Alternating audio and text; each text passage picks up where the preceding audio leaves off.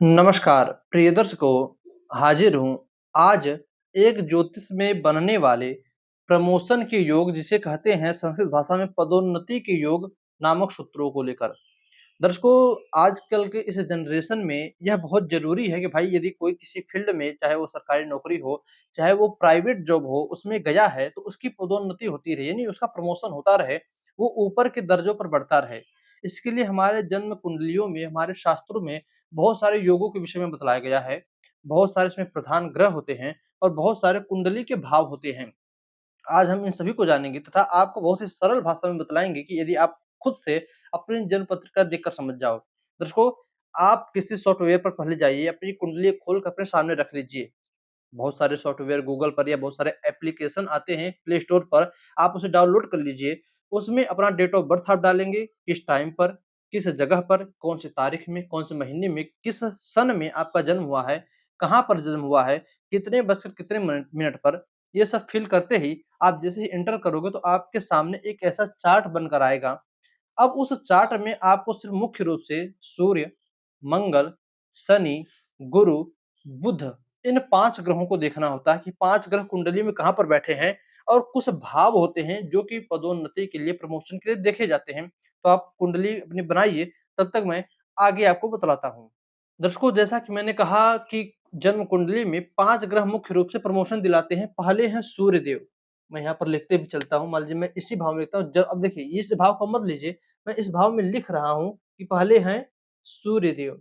सूर्यदेव क्या देते हैं? सूर्यदेव जन्म कुंडली में सरकारी नौकरी प्रदान करने के अधिकारी माने गए हैं। भाई आप जो है सूर्य को कहा गया है कि आप लोगों को सरकारी नौकरी दो, क्योंकि सूर्य जो है राजा ग्रह होते हैं सभी ग्रहों के।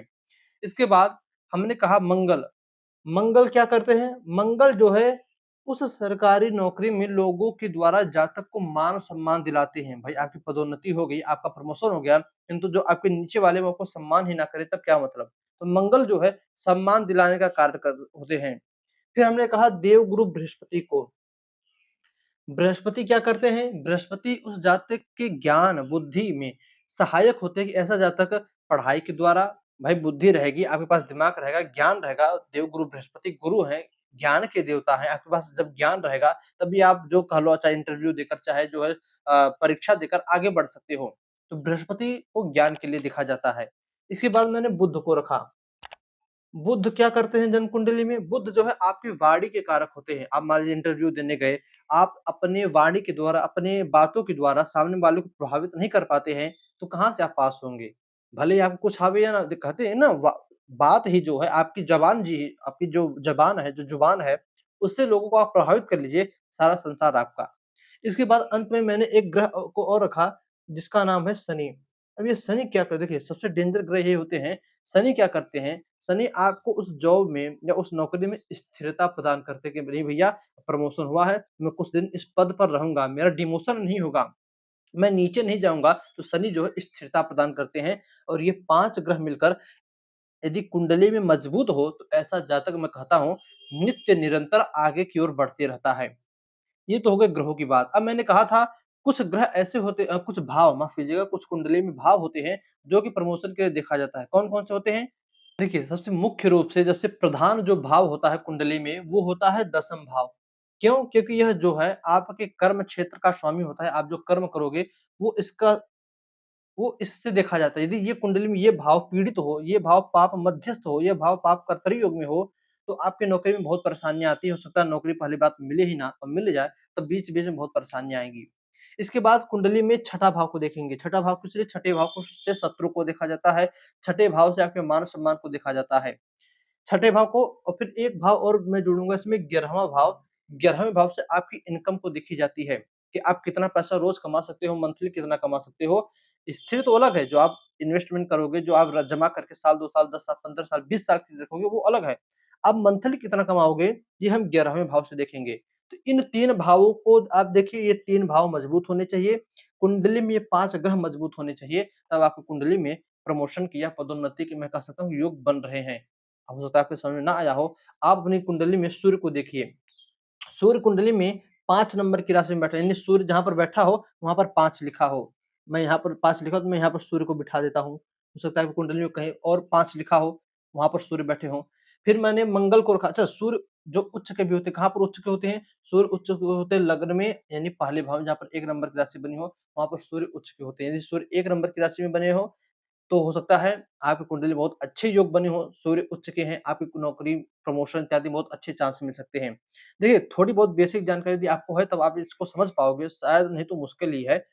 सूर्य कोई भी इनमें से कोई भी ग्रह उच्च का हो जाए, अपने मित्र की राशि में हो जाए, अपने घर में हो जाए, तो ऐसा ग्रह बली होता है, बलवान होता है। और यदि ग्रह बलवान हो और इन भावों में खास करके छठे भाव में, 10वें भाव में, 11वें भाव में बैठा हो, तो ऐसे जातक को हमेशा अपने बिज़नेस में या अपनी नौकरी में चांस प्रमोशन के मिलते रहते हैं। वो एक्सेप्ट करता है कि नहीं, उस जातक के ऊपर, उस कुंडली देखने वालों के ऊपर होती है कि ऐसा जातक किस विचार का है।